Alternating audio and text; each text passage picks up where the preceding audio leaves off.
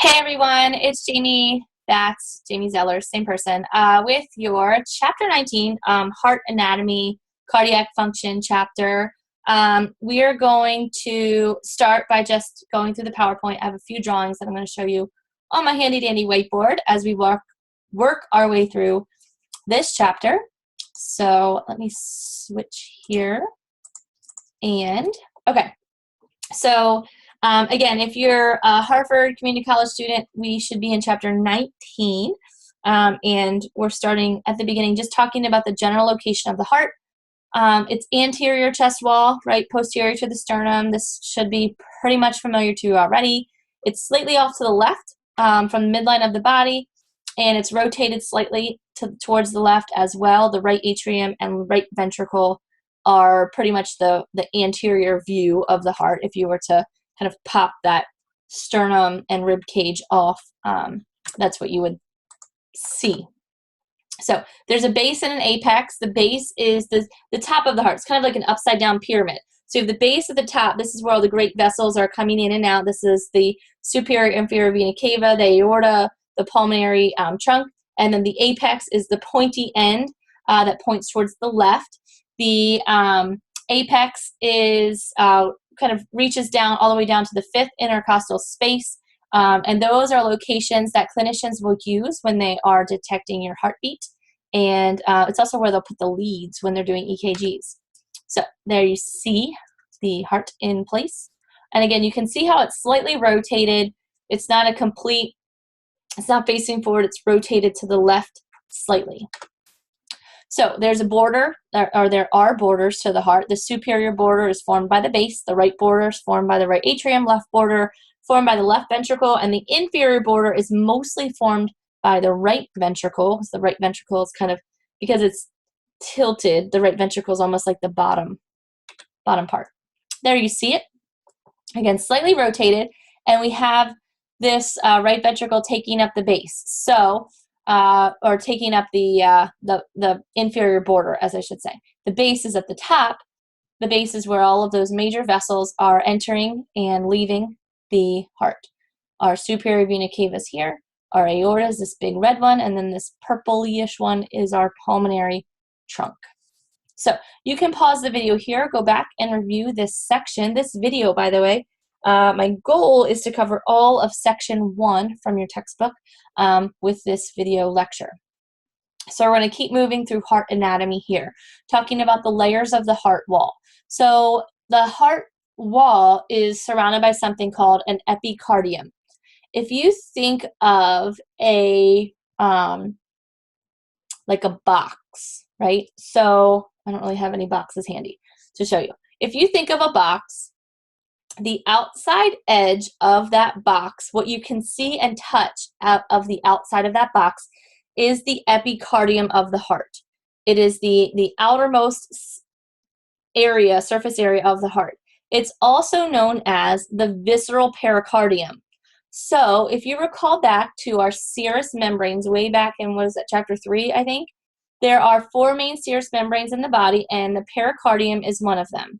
Remember, the job of serous membranes is to line and protect, and serous membranes are double-sided. They have a visceral and parietal side. The visceral side of the serous membrane is the deep side. The parietal side is the superficial side. So the visceral pericardium is also called the epicardium. It is on the outermost surface of the heart. The parietal pericardium is the bag that the heart is sitting in. That makes sense. And then between the visceral and parietal pericardium is pericardial fluid. There's slides on this later on, but I wanted to give you an idea of kind of where we're going with this. So the epicardium is the outer surface of the heart. It's sitting immersed in fluid surrounded by a bag called the parietal pericardium. So the epicardium and the visceral pericardium are the same thing. So you can use those terms interchangeably. It covers the outer surface, and it's that serous membrane, as I mentioned. The myocardium is the meat. That's the muscle of the heart. So the heart muscle itself is made of myocardium. It's the muscular layer. This is where the cardiac muscles are located, and there is a little bit of connective tissue in there as well. This is the main contracting structure of the heart.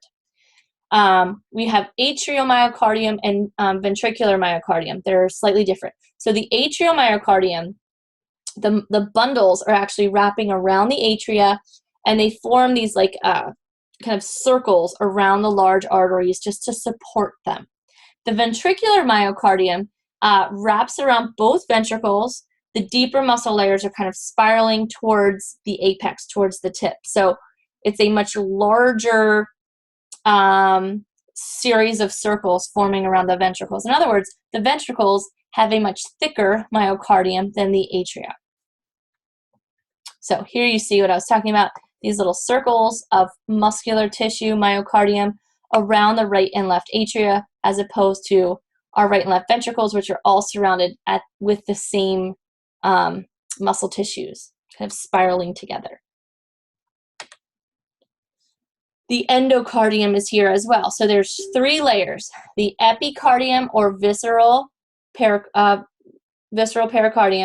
our myocardium, and our endocardium. Those are the 3 layers of the heart. The endocardium is the inner lining. So this is what's including the valves, the inner surface of the heart. It's made of simple squamous epithelium. It's also sometimes called an endothelium because it's an inner lining. You're going to see that word a lot. It just means inner lining. That cardiac endothelium is continuous with the endothelium that is within the aorta, the pulmonary trunk, and the vena cava. It's continuous with those large vessels. It doesn't separate or segregate or create any gaps or anything like that. It's just the same tissue. So the pericardium, lots of cardial words here, right? Because we're in the heart. The pericardium is the serous membrane that lines this cavity, and it has those 2 layers. The visceral pericardium, also known as the epicardium, is the outer surface of the heart. If you have a box, it's that outer area of the box. If you put the box in a bag, the bag is your parietal pericardium. The space in between the box and the bag is your pericardial space, which is filled with pericardial fluid. Right? That pericardial fluid is there to lubricate and protect the heart as it's beating in that mediastinum cavity. So the parietal pericardium, that outer bag, is a very dense layer. It's very thick, right? It's very fibrous, and that's for protection. So it's actually going to serve as a protective layer. The pericardial sac is what's made of the parietal pericardium, surrounds the entire heart. Here you see it. We have our pericardial space. This is just a zoomed in view here, or you can look at the whole picture of the heart there. You can see that there's a gap. That's a pericardial space. The myocardium is that big meaty muscular layer. Endocardium is that inner layer that's simple squamous, continuous with the great vessels.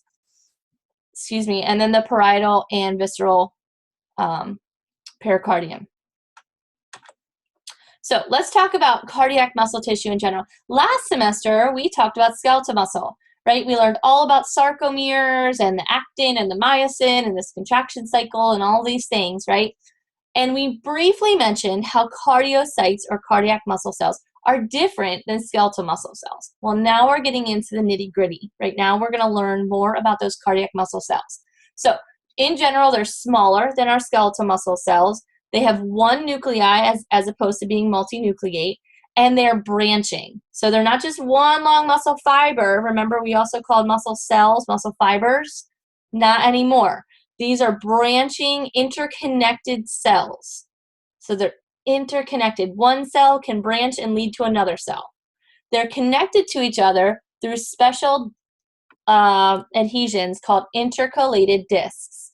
These intercalated discs help fuse the cells together so they can communicate better, faster, and more efficiently for those, the contraction cycles. So here you can see the branching. If you follow just one of them, like see this nucleus here in the middle on the left, and if you follow that down, you can see that it actually branches into 2 other cells. Those lines that you see, those dark lines, those are the intercalated discs. So cardiac muscle tissue is found only in the heart. There are myofibrils, so it's the same general setup with the actin and the myosin in these cardiocytes, they have an arrangement. It's very, very similar to what we had in our muscle cells, our skeletal muscle cells. There's the whole sarcomere structure. They're almost all dependent on aerobic or oxygen-demanding metabolism for energy. So there's lots of mitochondria there. There's myoglobin there to hold extra oxygen, and there's a huge amount of capillaries to supply all of the nutrients and oxygen to those cells. So I'm following along in my book. That way I make sure I don't skip anything. So again, those intercalated discs are where the plasma membranes are meeting up and joining, and they're basically just special cell-to-cell adhesions called desmosomes and gap junctions. These are special connections to allow for the flow of ions in between the cells and allow for kind of a change in configuration, right? The heart is contracting, so those cells need to be able to kind of spread apart from each other and come back, right? And that's what desmosomes do. They're kind of like little buttons that allow for a little bit of twisting action. So it allows that entire kind of pull together action of the entire organ to act as one individual cell, even though obviously it's made of lots of cells. It's called a functional syncytium, right? It's this fused mass of muscles. I think of it as, and again, I'm kind of weird like this, I think of it as all of these cardiocytes are holding hands through the intercalated discs, right? And they're basically saying, 1, 2, 3, contract, right? They're all kind of doing it together by holding hands through these intercalated discs. And so you get this massive contraction just because, you know, millions of these guys are doing it at the same time. So it helps amplify that little mini contraction. So the desmosomes help to anchor them together and allow for that kind of movement. The gap junctions allow for the flow of ions in between the connected cells.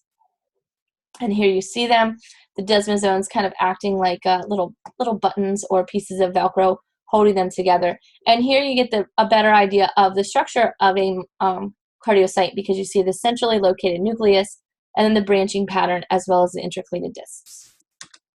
So you can pause the video here, go back and review this section of chapter 19. We're going to keep going and talk about the pericardial cavity as a whole. So it is lying within the mediastinum, which is the region between the two lung cavities or pleural cavities. The heart is in the anterior portion of this region, surrounded by that pericardial sac that we've talked about already. This is also where the great vessels are, the aorta, the superior inferior vena cava, as well as the pulmonary vessels, right? There's also the thymus. The thymus plays a huge role in our immune system and lymphatics, so we'll talk about that in the next couple of chapters. The esophagus playing a role in our digestive system, and the trachea. So esophagus is taking anything, water or food, down from the mouth. The trachea is taking all of the air down into the lungs, and it's all passing through this area, which is holding the heart. So this is an area, it's kind of like a huge intersection, if you will, all of these different systems in the body. So there you see all of those things all together. You do not see the thymus in this picture. The thymus is kind of like a blanket. It would hang over top of the heart. It's like this little like drapery that hangs there, and it's a gland. So the pericardium analogy is the idea of having a partially inflated balloon and punching your fist through it. And so the fist is representing your heart. Your wrist is the base of the heart where all the great vessels are. The air space in the balloon is that pericardial cavity, which is filled with pericardial fluid. The inner wall of the balloon is the visceral pericardium or epicardium. The outer wall of the balloon is the parietal pericardium or that dense fibrous sac. So there you see, and that's the idea. I like the box and the bag idea. Again, I'm weird. I came up with that on my own, and then I read the textbook, and that's what the textbook said. So whichever one you prefer. So that pericardial sac or fibrous pericardium surrounds the entire heart, composed of all those thick collagen fibers, and the whole purpose is to stabilize the position of the heart, keep it in place. The pericardial cavity is that space in between the visceral and parietal pericardium. There's pericardial fluid in there that's acting as a lubricant so that as that heart is contracting, no friction is going to occur. There's no wear and tear from that heart beating continuously throughout your lifetime. Pathogenic infections can cause something called pericarditis. which is basically an inflammation of that pericardial sac and pericardial surfaces. So that's when the swollen surfaces will rub against each other. It can produce a scratching sound that you can actually hear through a stethoscope. Antibiotics can treat that. So here you see a zoomed in view of that pericardial space, the epicardium or visceral pericardium, the parietal pericardium surrounding the heart. So the cardiac tamponade is a condition in which movement of the heart is actually restricted. So this would be caused when there is fluid accumulating in the pericardial cavity, allowing that heart or not allowing the heart to completely fill with blood. It can be caused by injuries to the pericardium, injuries to the chest wall, or acute pericarditis. So here you see a transverse section of our thoracic cavity where you can see the heart, all of the great vessels. You can see the esophagus, the vertebrae, as well as you can't see the trachea, but you can see the primary bronchi, which branch off from the trachea, both on the right and left sides. And you can see some of the blood vessel perforation through the lung tissue. It pretty much models the perforation of the bronchi, right? Which are those little ringed structures. They look like they're striped with blue stripes. That's representing the cartilage surrounding the bronchial tubes from your respiratory pathway. So I think I'm actually going to stop this video here so it's not too long, and then we'll pick up with the next little section in just a minute. Let me stop it here.